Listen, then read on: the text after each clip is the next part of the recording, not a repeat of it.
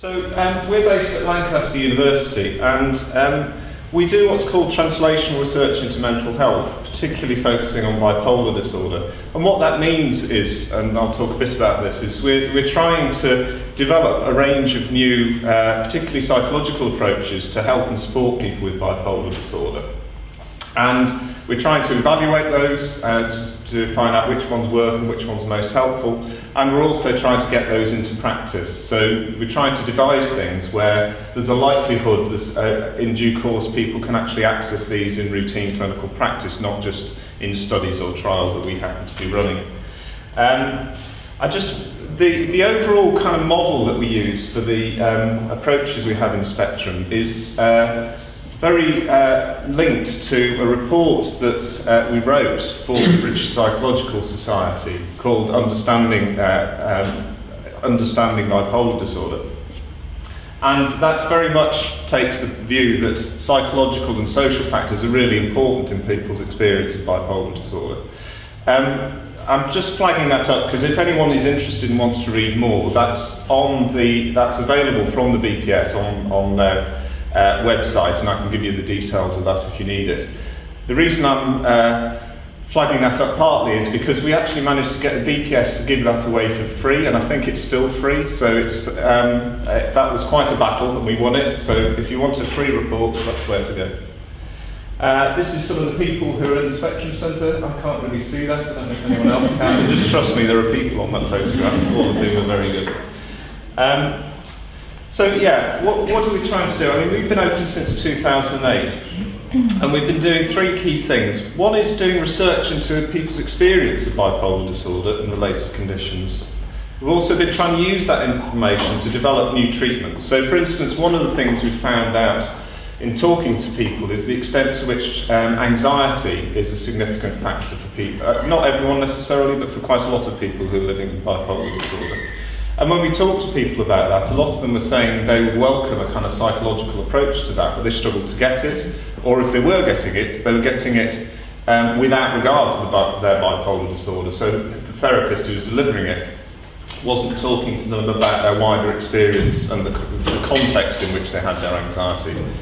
That led us to develop a psychological approach for working with anxiety and bipolar disorder, and we're currently just coming to the end of that trial at the moment. So the first stage about finding out what's going on for people leads into the second stage about developing the new treatments.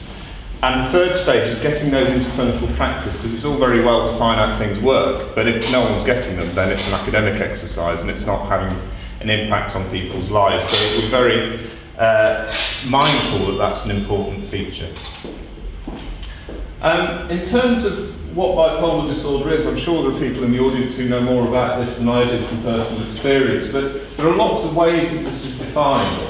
And I think one of the things we say in the bipolar report, which I refer to from BPS, is that one of the things to capture is that this is a very varied experience, that there are characteristics of bipolar disorder, including mania, these periods of elevated mood, and depression, these periods of low mood. But each person's experience of bipolar disorder is very different, is unique. And so just having that sort of label tells you only a limited amount about the person's individual experience. And people also vary a lot in terms of how they choose to label it. So some people will call this an illness, some people will call this their personality, some people will call it by very different names, and all of those are fine. So we're using the term bipolar disorder as a summary. And in terms of experience of bipolar disorder, Kay Jamison, I don't know if anyone's come across Kay Jamison, but she's a psychologist by training. She's now a professor of psychiatry. She writes beautifully, and she writes, among other things, about her own personal experience of bipolar disorder. And this is just what she said about how she regards her bipolar disorder. So I'll give you a minute just to read through that. Is that readable on the screen? Yeah, I'll just let you read it for a minute.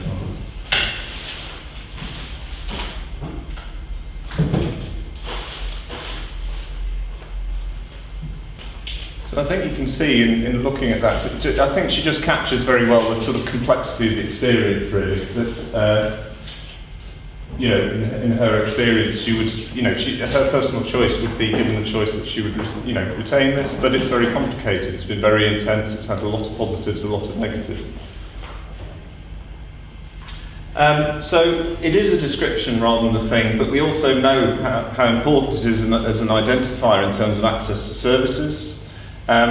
It's, as we know, a severe mood disorder, and people, have lots of different aspects to their experience of this mood disorder. So depression is one feature, mania is another feature, hypermania is a mild form of mania that a lot of people experience, and also lots of people talk about having mixed states where there are bits of depression, bits of mania, all happening at the same time, which can be really difficult.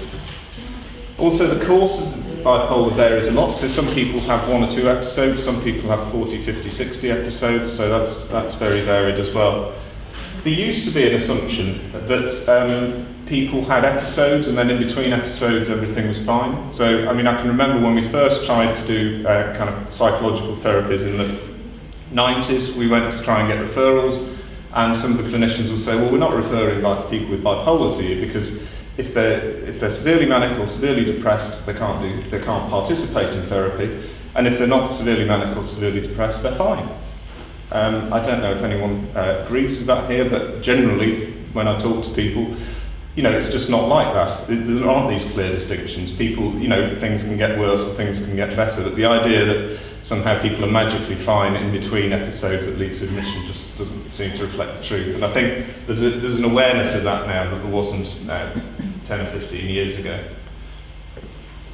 And I'm just, in terms of mania, which is, I guess, one of the most characteristic experiences within bipolar disorder, I thought I'd just put up, this is the DSM criteria, Diagnostic and Statistical Manual. These are officially kind of the American criteria, but they're widely used, and they're used in most of the therapy and a lot of the drug trials for bipolar disorder.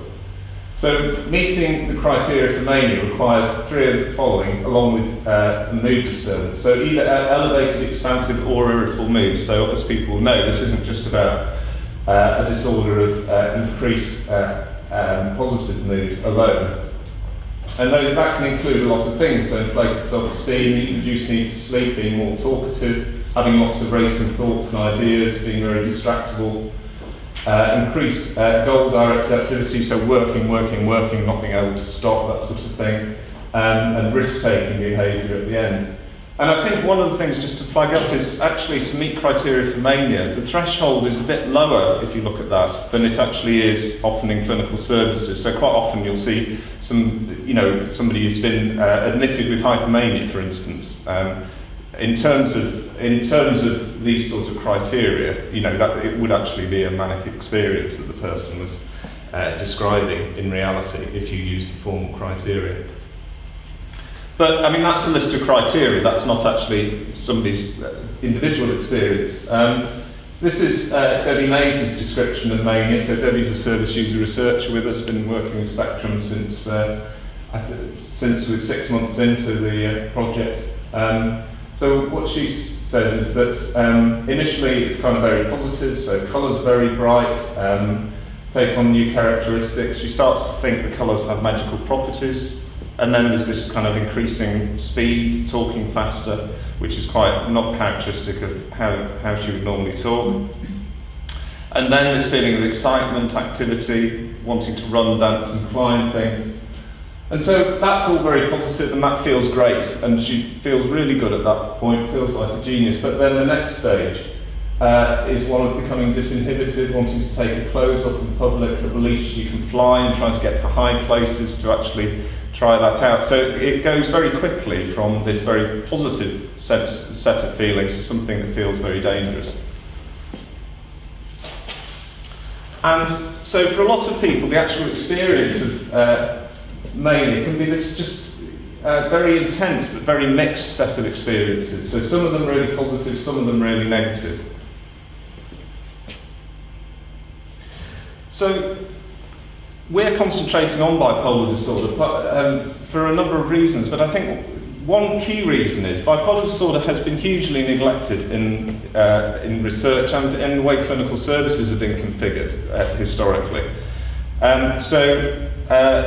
there was a review of clinical research funding, which showed that the bipolar disorder receives a seventh of the research funding that psychosis and schizophrenia receives, which is, they both affect about 1 million people in the UK, both have similar consequences in terms of the duration of the problems people have, but there's a huge discrepancy. So we need to do more to improve people's situation. It's also financially expensive. Bipolar, it's been estimated, costs £5 billion per year, and that's actually in England alone. And a lot of that is because of people's inability to access things like the sort of employment that they would be suited to, and with better support and help, that can be addressed. And also, the vast majority of people don't have access to psychological help in any structured sort of way. But actually talking to people, and if you look at the way Bipolar UK, for instance, offer self-management courses, there's actually quite a demand for these sorts of approaches if they can be made available. And one of the reasons they do need to be made available is we do have increasing evidence that these approaches can be helpful to people. And although the medication, say, which is normally the first line of treatment for a lot of people, can be helpful, even when it is helpful for people, it has limited effectiveness. It doesn't transform people and just allow them to do everything they would like to do necessarily. So I think a driving principle is that we think with better access to better interventions, people would have the potential for happier lives and be able to contribute more to wider society if they weren't sort of struggling with all the things they're struggling with. So we had that sort of mission. We started in 2008, so we've not been around that long. We've kind of got our 5th year anniversary coming up later this year, so that's great to have got that far. We've gone from having 2 staff to 40 staff in that period, which is quite a rate of change. But it's been a ride. And one of the things we think is very important is we work very much as a multidisciplinary team. So we have people from social science backgrounds, we have people from psychology backgrounds, we have people from nursing backgrounds. We also have people who are primarily clinicians, we have people who are service users, and people who are primarily academics. And we think that having that range of input is really important. And we've been working hard to sort of let people know what we've been doing. So we've published 70 papers since we've been open, and we've got quite a range of research grants to try and get to this point where we do actually have some options available for people in terms of therapy. So in terms of what we're doing, in terms of trying to find out about more about people's experiences, we're looking at a range of things in terms of our studies. So we're trying to understand more about people's experiences of anxiety. We're also trying to find out more about people's positive experiences within bipolar disorder, and also the experiences of functioning well within bipolar disorder, and what it is that enables people who would self-identify as being kind of high functioning to achieve that. We've also been looking into how people with bipolar disorder define recovery and what that means to them and how we could facilitate it. And we've also been looking at things like cognitive styles, the way people think about their experiences, and how people manage their mood and sleep.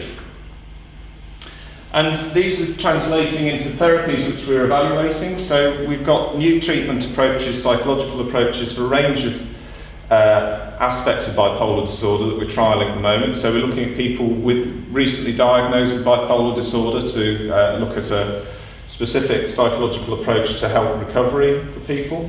We're also looking, as I said earlier, at bipolar disorder and anxiety. We've got a therapy which we're trialling at the moment. Also bipolar disorder and alcohol problems. Also, we try to help people who have high rates of relapse of bipolar disorder to engage in relapse prevention, which can reduce risk of relapse. And we're also looking at substance use problems in psychosis. Those are all face-to-face interventions, and we're also looking at self-help and web-based interventions, because we know that in the current climate, however good the face-to-face interventions are, it's unlikely that everyone will always be able to get access when they want it to those sorts of interventions. So we think that it's important to have a range of alternatives. So we're looking at self-help approaches for relatives, and we're also looking at web-based approaches. We've done one trial already looking at a web-based approach for people with bipolar disorder that looks very promising. And we're also looking at family approaches and supporting people with longer-standing bipolar disorder. And in terms of these web-based approaches, Bev will tell you a bit more about IBPI in a minute, which is one of those that we're doing. We've already done some pilot work on that looks promising. We're also going to be doing a sort of comprehensive website for adults with bipolar disorder. And we're trying to get funding also to provide this sort of support for teenage children of bipolar parents as well. Particularly teenage children who are experiencing mood difficulties. I'm probably, where am I up to time? Overtime, I'll stop in a second. Right, I just wanted to flag up that the other thing we're trying to do is get the message out there by delivering training to professionals, because actually if you talk to professionals, the level of knowledge about bipolar disorder is worryingly low generally, so we're trying to help in terms of that. And we've also got a range of kind of teaching and educational programs to try and train up new clinicians, academics, other professionals with a better knowledge of the sort of approach that we think is helpful to bipolar disorder. And finally, I just wanted to flag up that I don't know if people have come across the IACT program, Increasing Access to Psychological Therapies program, that's focused on depression and anxiety. I think in the last year, the Department of Health have recognised that it's important to do something positive for people with psychosis, bipolar disorder and personality disorder. And so there's currently a national programme to try to move to better access to psychological care for those three groups of people. And we're highly involved in trying to make sure that the bipolar aspect of that project is given a sufficiently high profile. And we're the only demonstration site in the UK for highlighting the sorts of psychological approaches that might be effective, with a view to those being rolled out much more within the NHS. Okay, well thank you very much for listening. I'm around over lunch if anyone wants to talk to me. That's my email address if anyone wants to find out more about anything that I've said, and I'll hand over to Bev to tell you about the specific project. Thank you very much.